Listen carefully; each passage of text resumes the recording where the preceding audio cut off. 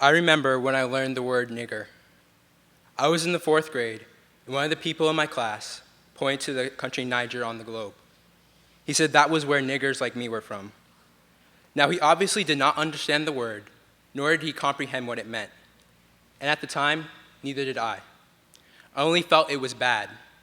Bitter bile crept up into my mouth. I'd heard it before, but never directed at me. This time, I went home and asked my mother what it meant exactly.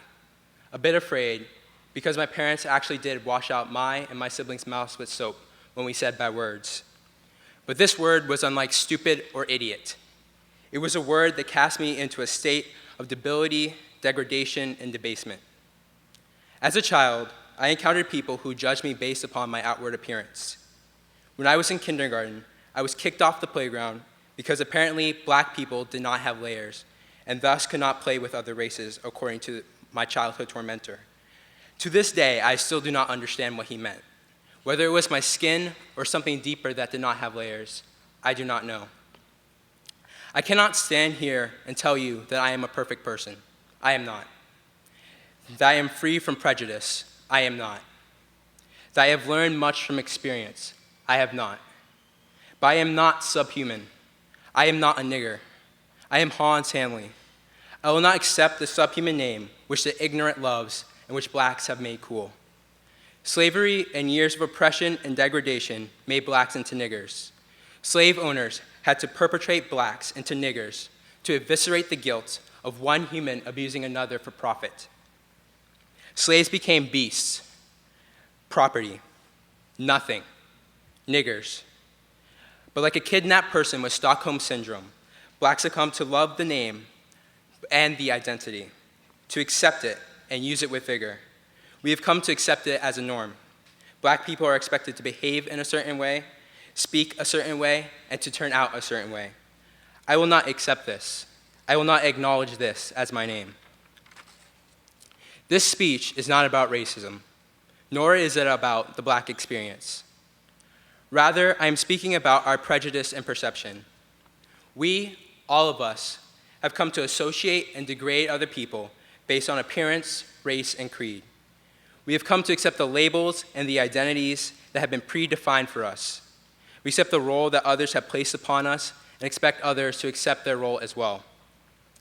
For a long time, I accepted this. But we all deserve a life of meaning, not a life predefined.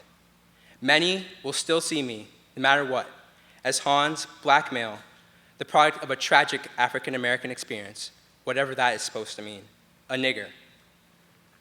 We must come to accept each other not as equals, for we were not born equal, but as unique individuals with deep cultures that pervade beyond the superficial categories that we make for ourselves and cast upon others.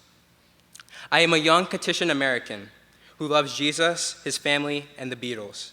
I run track and watch the Colbert Report. I feel insecure, I feel hate, I feel lonely, but I feel love more than any of these things. We all have layers, as my childhood tormentor put it.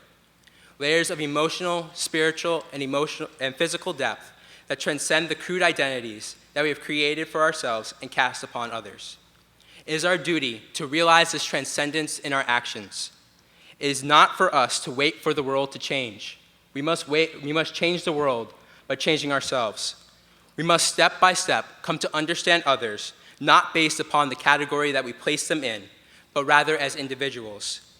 We must learn to hate and love, not based on race, ethnicity, or creed, but rather upon a person's character. Niggers are not born, they are made. They are the product of people's cruel treatment and terrible expectations. They are the lowest. They are the abused. They are those who struggle to survive and claim humanity. They are the young black men who die every day on the streets of Chicago. They are the Jews who were separated into ghettos. They are the Chinese who were forced to build this Union Pacific. They are the untouchables who struggle for rights in India. They are the illegal immigrants who sweat in California. They are the oppressed, the scorned, the forgotten. They are the people who fall into others' terrible expectations of them.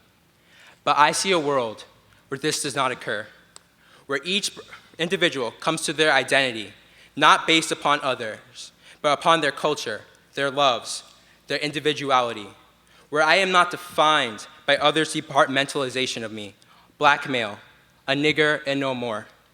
I see this world. I see a world where I am Hans Hanley. I see a world where each person is judged based upon their character. I see a world where each person is neither less nor more due to others' perceptions. I see a world where each person is who God wants them to be. I see a world where no one is a nigger.